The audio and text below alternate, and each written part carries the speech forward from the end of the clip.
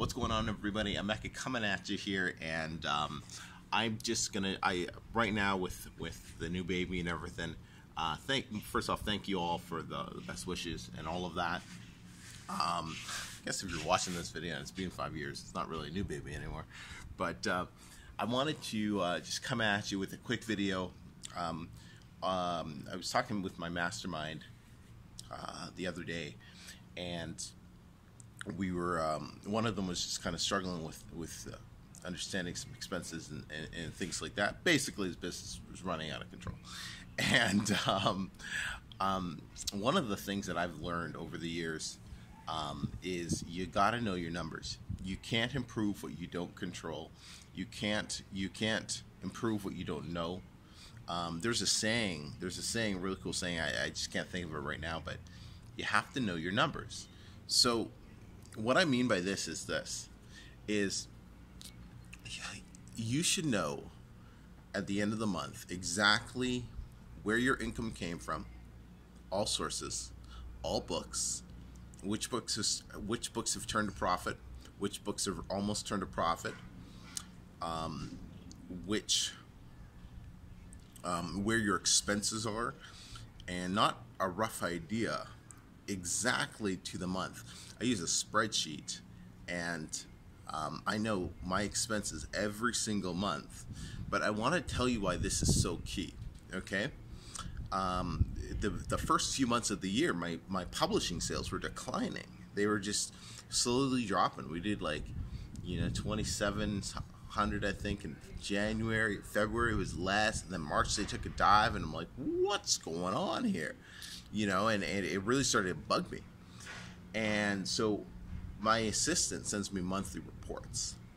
At the end of every month, he sends me a report, all the books, how many sales we got, dollars in US dollars generated from all platforms our books are on. And he breaks it down for all the different pen names, all the different niches that we're in. So I can look at it and compare. But then I was like, we got to do something different. I need weekly reports. And I ended up having him send me weekly reports for everything. Weekly reports, and it's all on one spreadsheet. So I can actually look, and I was comparing, this book sold this last week. Okay, this week it sold this and made this. This week it sold this and did this. Why isn't this book selling? What happened to this book?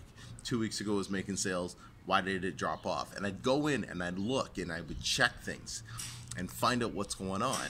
And I posted in the Facebook groups that last week our books did.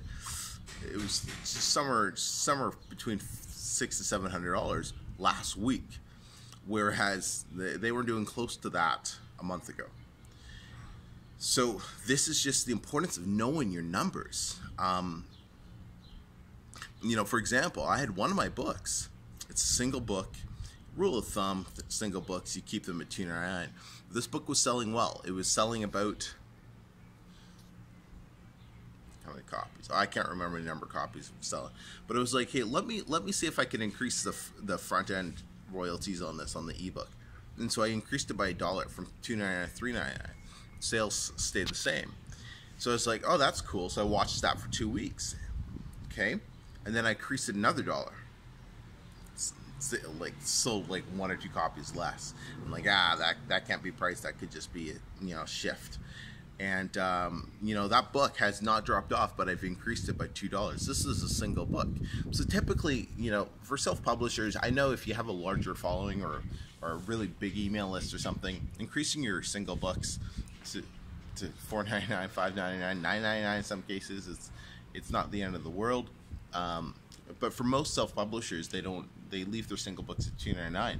But I was able to test over a few weeks if the price increase was going to have any effects on my sales. And it didn't have any effects for that one particular book. I tried it with one out of there, and sales kind of dropped by half. So I just dropped it back to $2.99, and I haven't played around with that. But the bottom line is, if you don't know your numbers, if you're not testing things, then you can't increase your business.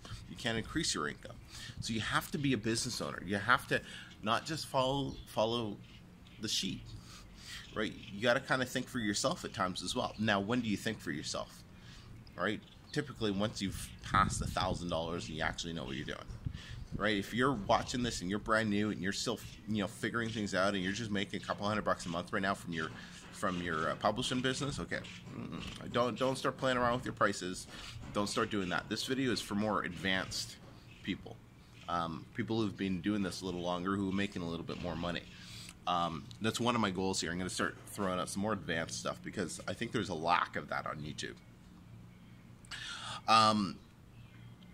But know your numbers, and this goes for all areas of your business. Even like my course, I know exactly how many people buy it each month. I know exactly how many returns are issued each month.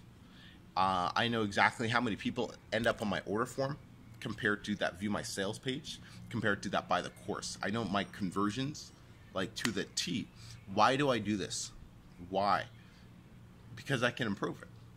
Because I can increase my income by tweaking things behind the scenes without having to drive more traffic to my sale, without having to drive more traffic to the front end. So you have to think like a business owner, right? You have to think like a business owner, right?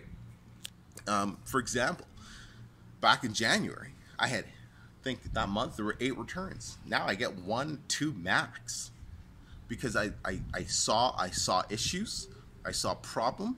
I was like, I'm fixing this, and I fixed it. Same thing with conversions, right? Why did I leave ClickBank? Why did I leave ClickBank and ClickFunnels for the membership platform and move it over to Teachable, right? Because I was able to control my things, which I knew was going to end up helping conversions. And that's exactly what happened. Last month in May, we had our highest conversion ever, and we had slightly fewer sales in April, right? So you got to know your numbers. You got to be a business owner. Know your numbers. It's key. This is what all the serious business owners do.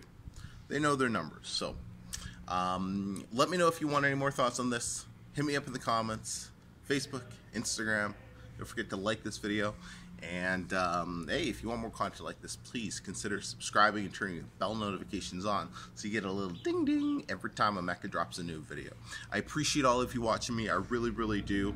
And I'm gonna finish up my breakfast really, really quick here and then get back inside. So until next time, everybody, we'll speak to you all soon. Take care.